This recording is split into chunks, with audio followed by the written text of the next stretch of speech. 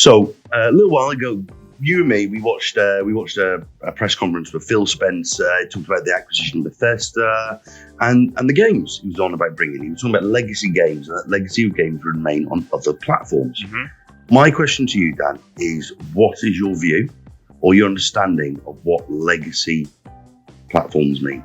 Those games, those legacy games on those platforms, what does that mean?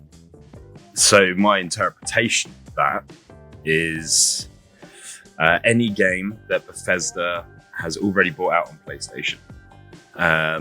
Anything, hopefully anyway, maybe this is where I start to question myself, but hopefully anything that is currently in development in its building stages and was already pre-agreed to be on PlayStation is also there. So maybe, definitely anything that's already, of course, been on PlayStation, because there's no point in taking it away if you've already had it. That's bit evil. But yeah, I guess for me, it's how far into the future are the games confirmed to be on PlayStation, or when does the buck stop and things are going to start being seen purely on Xbox?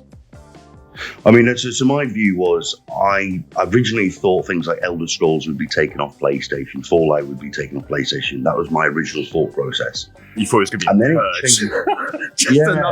Then it changed. then it changed again when it was talking about online communities. I thought surely you wouldn't keep like Elder Scrolls Online, Fallout 76, because that's just cruel if you leave us that game. But you leave those online games just on PlayStation. I thought you can't just leave part of your ecosystem. Not a pre-existing one. No, definitely. Yeah.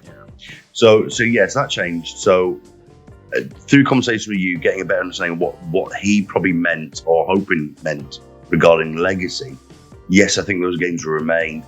Obviously, we've got Deathloop, we've got Tokyo Ghost, I think it was called, that will remain on PlayStation, or stay in PlayStation, the exclusives anyway, or timed exclusives. So the only game I think I can see going forward that will not be on PlayStation at the moment, I think is going to be the new Indiana Jones game. Yeah. That's going to be my view. I think that will be the first Bethesda-only exclusive for Xbox on there. Yeah, because when you look at, Starfield's been in development for years. The acquisition, so they released that they were looking to acquire mid last year.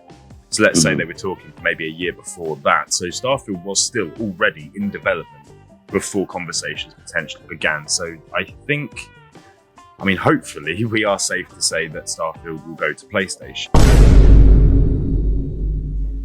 Deathloop, as well, as you say, that was pretty much close to, it had a launch date, I think, in between the acquisition conversation. So that's okay.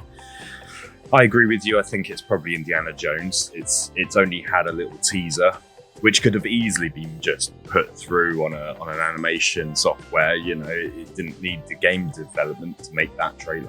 But that doesn't concern me. It probably concerns you more than me, because you really want that game. But I do. Obviously at the moment, I have the PlayStation 5, very lucky boy, so I'm not going to whinge about that.